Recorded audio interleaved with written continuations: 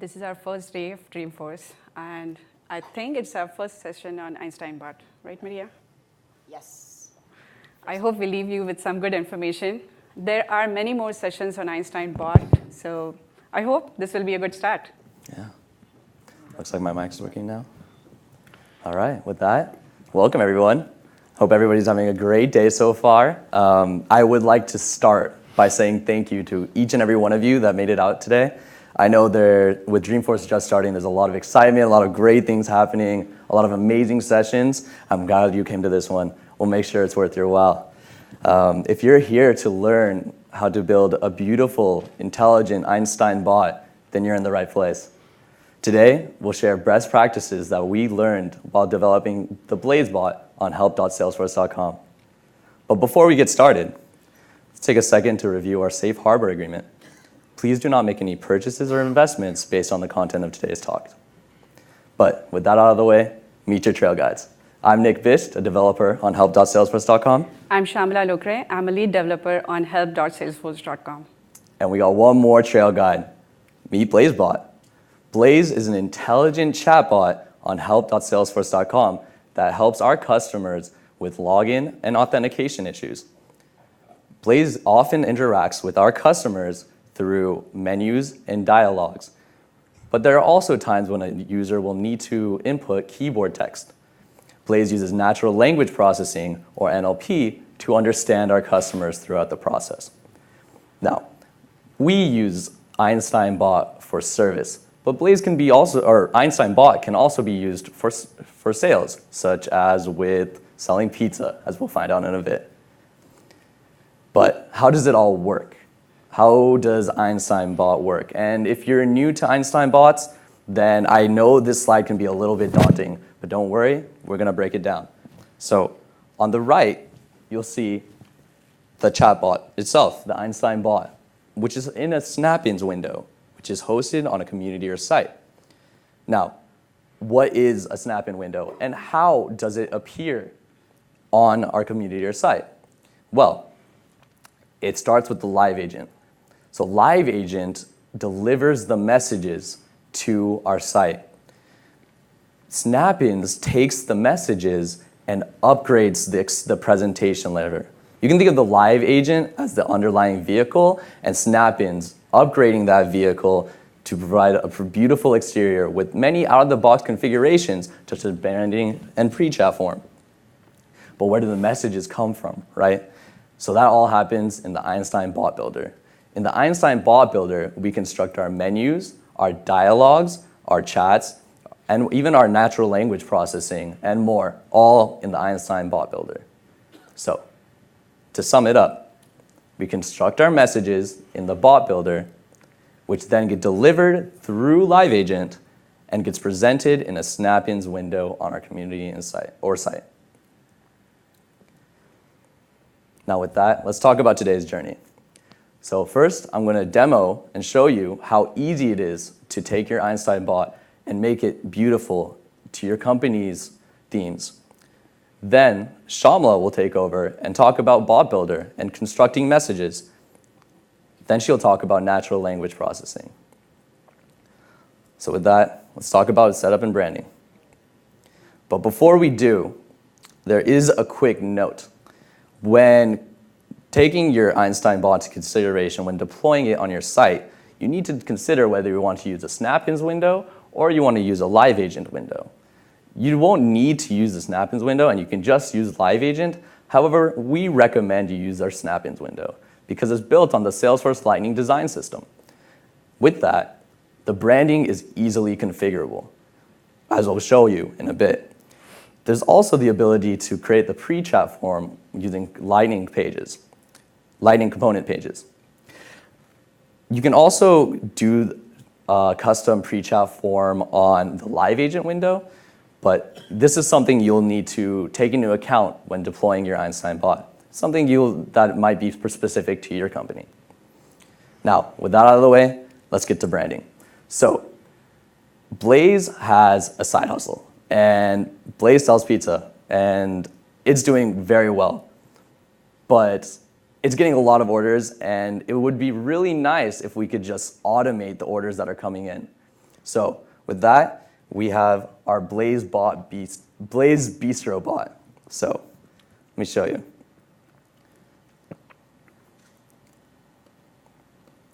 So here we have Blaze's Bistro bot. It's simple. It works. It's functional. It allows our customers to purchase pizza or anything from the menu, order, but it's not that pretty to look at. If you take a look at it, it doesn't really match the theme of the page, and we don't really have anyone greeting us here. So let me show you how easy it is to brand.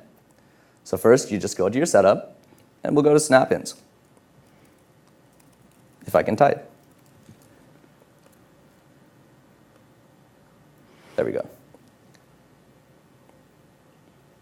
And then we'll go to our snap-in deployment, and we'll hit View.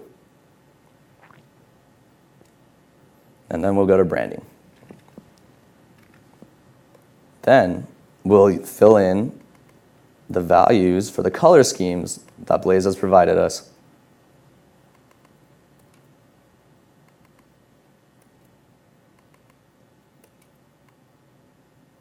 And that's it. And that's all there is. And then we have changed the color scheme for our chatbot all through clicks. Now, we can also change who is greeting us. We'll make Blaze greet us. So all we need to do is go into Live Agent Settings and then go to Additional Branding, where we'll fill out the avatar and logo. I'll hit Save here. And now when I close my bot, when I open it up again, we'll see that our colors have already changed. And now it's so much more welcoming to our customers when they enter the bot. So this is great, but it might be nice to collect some information from our customers beforehand. For example, wouldn't it be nice to get their phone number and email so that we can send them delivery updates about their order? Also, wouldn't it be nice to greet them in the beginning? So with this, we can create a pre-chat form. And I'm going to show you how easy it is to create a pre-chat form. So all we need to do is hit Edit here. And we can either create a new lead, we can create a new contact or case, but let's stick with a contact right now. We'll hit Next here. And then we can simply add phone and email. We'll go ahead and make these required as well. We'll hit Save. And then all we need to do is activate our pre-chat page. We'll also go ahead and add a pre-chat background. We can do that in our additional branding. And when I hit Save here, when I close this chat, we should see that we are now greeted with a pre-chat page. So I'll fill out my name, my phone number, and email. And then we'll see we're already greeted by our name. And so this is so much more welcoming. And then so now we can use any of the pre-chat form fields actually throughout the Einstein Bot experience, which is very useful, especially with invocable apex or actions in the future. But this is something we'll get to in a bit. Now, how did we construct this menu and these messages and dialogues? Well, I'm going to hand it over to Shamala to talk about it. Okay, so let's build some action into our Blaze's Bistro bot. For that, we need to enter into Einstein Bot Builder. For that, let's find Einstein Bot under Service Client Einstein in our setup. So when you land on this page, the very first thing you would see a setting to enable Einstein Bot. Enable it, and then you'll be able to work with Einstein Bot. When you enable this, you will receive an email, which is a welcome email for Einstein platform.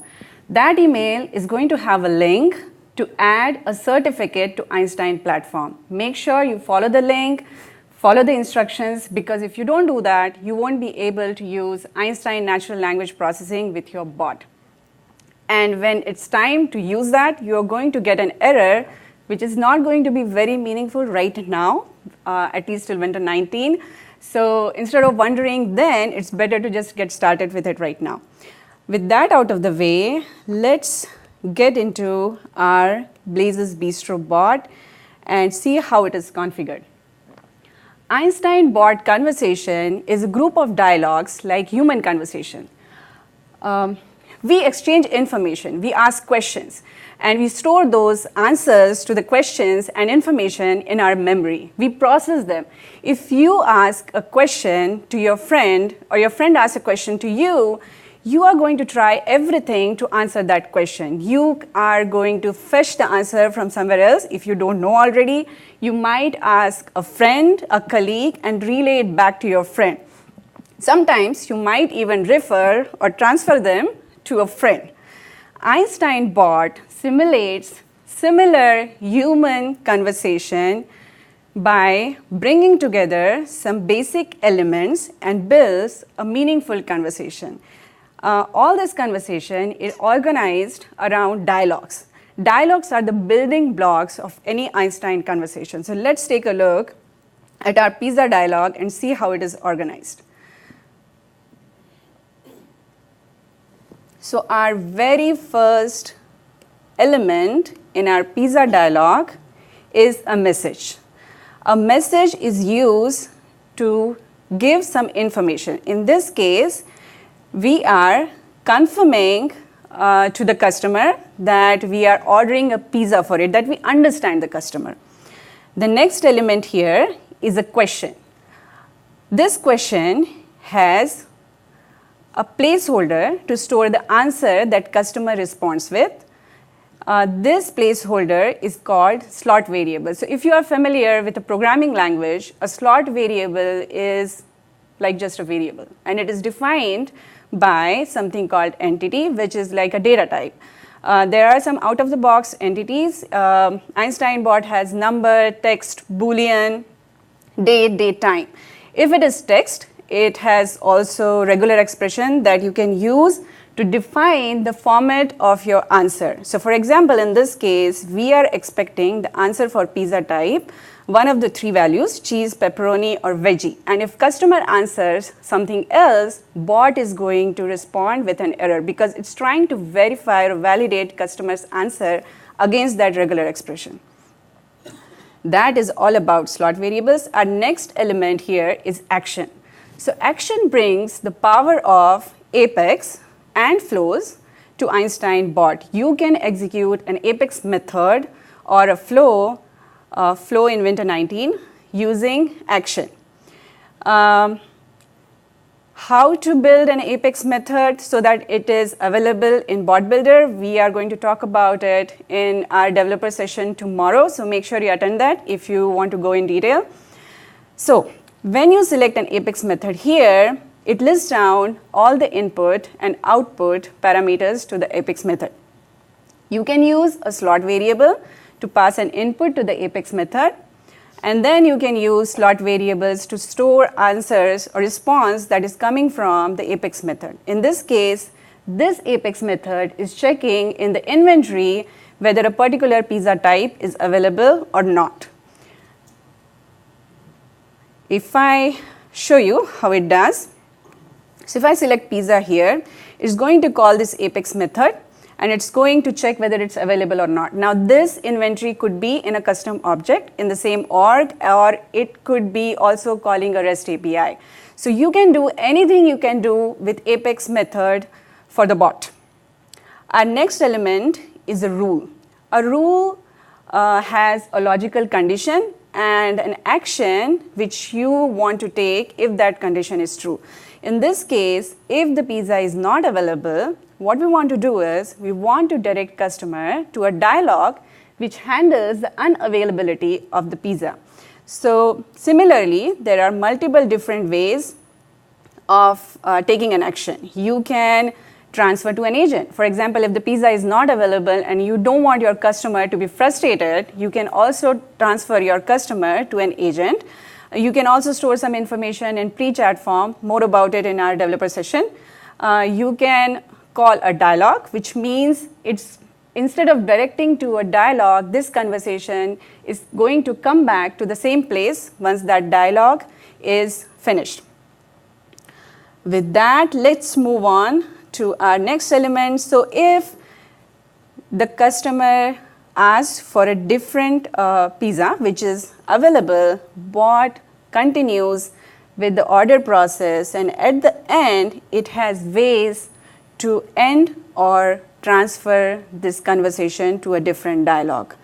You can, again, using the same rule action, if at the end customer decides to order something else or continues with the conversation, you can transfer to them to the main menu, which will restart the conversation, or you can end the chat by transferring them to a special dialogue called end chat. Let me show you how this moves on to pizza unavailability dialog. So this in itself is a dialog which handles the flow where pizza is not available. Now this is all about building a simple dialog in Einstein Bot. Einstein Bot Builder comes with some pre-built out-of-the-box dialogues. Our first out-of-the-box dialog is welcome. This is your place to have a personalized greeting for your customer. You can use the name and email information that you entered in pre-chat form to have a personalized greeting for your customer. Our second out-of-the-box dialog is main menu. So once you greet your customer, you want to redirect them to main menu where you are setting customers' expectation. This is the place where you want to tell them what are the different things that you can help your customer with. Our next out-of-the-box dialog is end chat. Here you can personalize or you can have a custom message to guide customer to close the chat. Now Einstein Bot, in the bot builder, it doesn't have control over the session. It cannot close the session from here. You need to ask customer to close the session, and this is your place to guide the customer. There is one more out-of-the-box dialog that we'll talk about it later. So this is all about building dialogues and all the dialogues that we already have available. This is a time to move to next section and show you how to build intelligence into Einstein Bot using Einstein natural language processing. So if you see here, right now, in our Blazes Bistro bot, I have only two options available. I can order either pizza or I can go to main menu. But I want to order pasta. And if I follow these menu options, I will have to go to main menu and then select pasta there. But instead, what I say is, I just type here, I want pasta. And let's see our bot understands or not. It does. And that is the magic of Einstein platform. The way Einstein natural language processing works in Einstein Bot is, it relates customer's input, in this case, I want pasta, with customer intent. It tries to identify customer's intent, and then from there, it tries to identify the dialogue which is going to help customers' intent. You can help Einstein platform by building those intents, by providing all the multiple different ways customer can express that intent, and then configuring the relationship between that intent and dialogue. So I'm going to first show you how to build the relationship between an intent and dialogue, and then we'll go back and see how to build those intents. Let's take an example of our pasta dialogue. Next to dialogue detail, there is a tab called dialogue intent. Here's the place where you can relate our pasta dialogue with an intent. Just click on add intent, select one of the intents available in the org, click on save. Now we need to go back to overview and click on train bot. Depending on how many customer inputs you have to train, it will take some time to train the bot. If you have minimum customer inputs, it takes around 5 minutes. Let's go back to our pasta dialogue while it's training and revisit what we did. So all we did is related an intent with a dialogue. There are other ways to do that. You can also use intents on App Exchange and import them and link them with your dialogue. Let's see how to build intent. So I'm going to open Einstein intent in another tab. Let's go back to setup.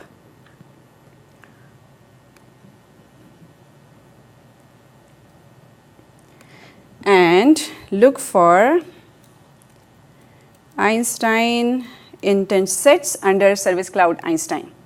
Here you can define an intent set. We have one intent set defined for Blazes Bistro bot. This intent has predefined intent for 3 of our dialogues. Let's take a look at pasta intent. So here, in our pasta intent, we have 21 different ways a customer can express an intent to order pasta. It can say, can I order a pasta? I want a pasta. I feel like eating a pasta. I want to eat a pasta. All the multiple different ways your customer can express the intent. As many utterance you provide here, when I say utterance, it means customer input. It's going to help your Einstein bot to understand your customer intent. Make sure all your customer inputs are unique here. You don't need to worry about cases. You don't need to have multiple customer inputs for lowercase and uppercase. You don't need to worry about spelling, misspelling. Einstein platform is intelligent enough to do that for you. So once you enter all these customer inputs here, you can use this intent to link to your dialogue. You need minimum 20 customer utterances to build an intent. That is technically minimum, but we would recommend you to use as many customer inputs you can. Now let's go back to our bot builder and see other ways of building intent. You can also enter customer inputs right here. So this is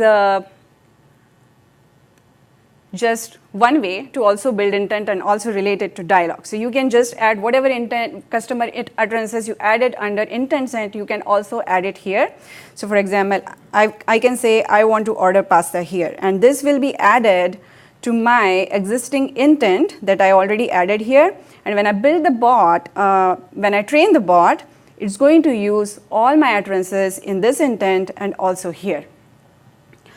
So this is all about building some intelligence and making your bot understand your customer. But what if your bot does not understand your customer? What if, Nick, if I ask you something in a foreign language, what are you going to say to me? I'm sorry, I don't really understand. Exactly. Bot is going to do the same thing, but in a nicer way. So if I type something here, does my bot understand? Oh my God, it's very understanding. Let me try again. Yes. Oh, it still understands me? Yesterday it did not. I swear to you. Okay, now it doesn't understand me. I have to try a couple of times. So, if the bot doesn't understand, it automatically redirects customer to a dialogue called confused. This is our last out-of-the-box dialogue that I promised I'll talk about it later. So this is your place to put all the custom logic to handle a situation where bot doesn't understand a customer's utterance. You can even log all these utterances and analyze them, figure out all the customer utterances that your bot is not able to understand, and add them to your intent set. More about this in our developer session tomorrow. So this is all about building some intelligence, making your bot understand and not understand your customer. When we built chatbot or Blazes bot, I know the names are same, but we built BlazeBot and help.salesforce.com. We came up with some tips and tricks, and we want to share those with you today. So let's get on to it. Our first trick is around slot variables. So when you create slot variables and okay, I'm just going to talk. I think it's going to show up later. So if you create slot variables, let's not present. If you're using them with multiple questions, and if you have already populated slot variable with an answer, it does not ask customer the same question again in a different conversation or in any other question where you are using the same slot variable. It is intelligent enough to know that that slot variable already has the data. And if you're not planning to use the stale data, make sure you clear your slot variable every time right before you use it. Grouping dialogues. So if you see how the dialogues are listed in the bot builder, it's not very helpful. When an admin and developer wants to reconfigure and change some dialogue, it's hard for them to find it. It's better to group them.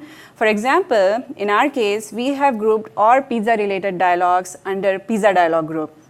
We have some shared dialogue which are used in multiple dialogues. They are used in pizza and also in pasta flow. So we have put them in shared category. Group them as you feel is appropriate for your implementation. Sorry. You need minimum 20 utterances technically to train the bot. But if you have only 20, you might not get a consistent behavior. It's better to have at least 200 utterances to get an intelligent experience with your bot.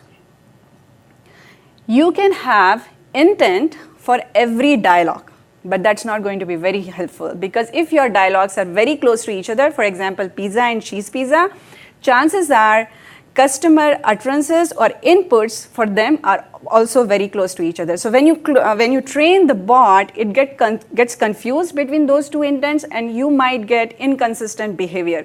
So it's better to have intent defined at top level. In this case, you can have intent for pizza dialogue and then use menu-based options to guide customer to order specific pizza. Whether to use intent set or dialogue intent, if you have a very basic and simple dialogue, it's better to use intent at dialogue level. Those are the intents that are added to your bot metadata. So it's good to have some static data. If you have some static customer utterances, add them to your dialogue intent. But your customer utterances, you want to keep on changing them based on how your bot behaves. It's better to have them at intent set level. Confused dialogue. So if you've seen right now, I was typing something and bot was trying to identify and link it with a dialogue. Because sometimes bot just identifies some intent. So if you don't want that to happen, it's better to have an intent defined for your confused dialogue also with utterances like these. So when something like this happens, instead of using confused dialogue as a default redirection, it actually relates these kind of strings or customer inputs with your confused dialogue. So have some intent for your confused dialogue so that your bot gets confused when something like this happens.